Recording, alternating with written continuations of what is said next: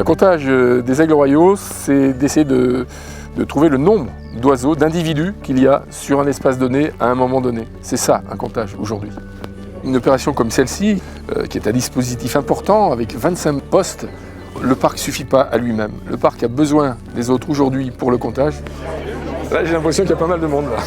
On a fait appel aux volontaires, des gens qui sont très motivés, qui se sont levés tôt, dans l'incertitude de la météo. Ils sont quand même venus et aujourd'hui, ils sont sur le terrain en train de scruter le ciel à nos côtés.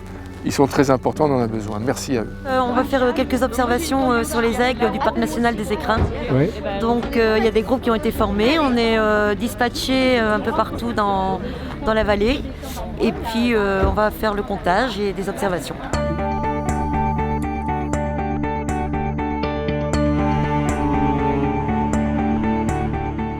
Un comptage comme aujourd'hui qui rassemble beaucoup de monde, c'est pour nous aussi l'occasion de montrer ce que l'on fait, ce que l'on est aussi parfois, et de partager.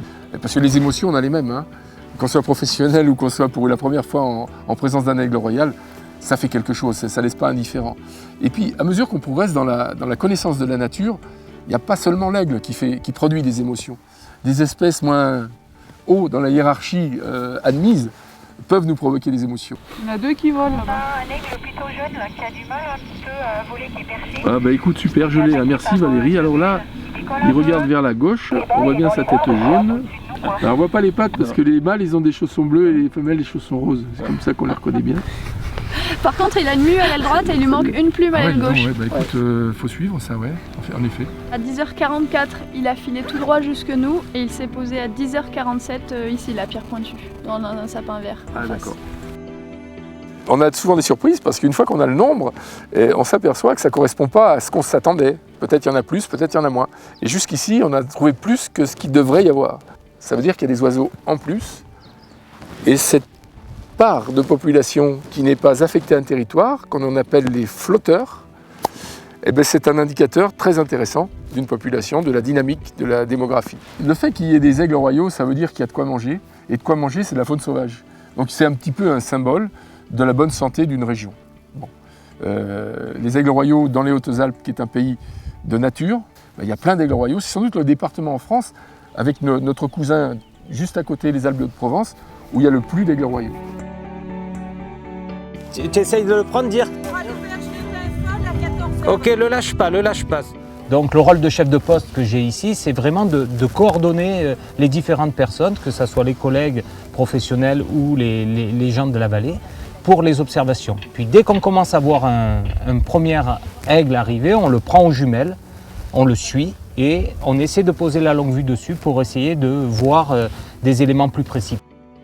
Mais pour l'instant, tu es d'accord qu'on ne peut pas les attribuer si c'est les mêmes que tout à l'heure. Coulo, on n'a pas vu les marques de celui... J'ai pas vu d'ailement. Voilà. Les échanges qu'on a, c'est vraiment des échanges forts au niveau valléen, où on parle pas que aigle, on parle de toute la biodiversité, du rôle du parc, de la fonction. Et puis ces personnes sont des observateurs locaux qui nous apportent plein d'informations sur ce qu'ils ont vu récemment, sur ce qui les passionne. Et moi, je trouve que là, on a un intérêt important à ce niveau-là. Un comptage comme celui-là nous pose pas mal de questions scientifiques, puisqu'on s'aperçoit avec le suivi de nos différents aigles depuis bientôt plus de 30 ans, qu'il y a un certain nombre de jeunes qui naissent chaque année, de l'ordre d'une vingtaine.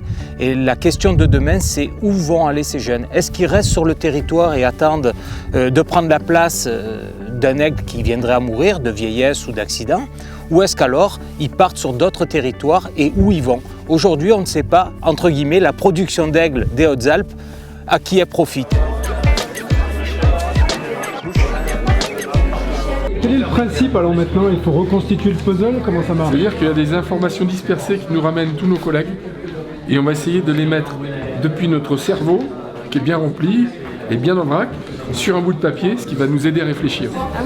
Pendant qu'on observe ce couple à deux postes là, on a Olivier Varluzel sur Belpinet qui nous signale un aigle qui festonne. On est sur la même tranche horaire. Bien, c'est super. On a réussi à faire ce comptage malgré une météo qui était annoncée difficile, aléatoire. On a tenté le coup, on a bien fait. On n'a pas respecté le proverbe qui regarde trop la météo, reste au bistrot. On est sorti quand même, on a bien fait. Donc 17 aigles royaux au minimum pour ce qui nous concerne. Merci beaucoup, à la prochaine fois.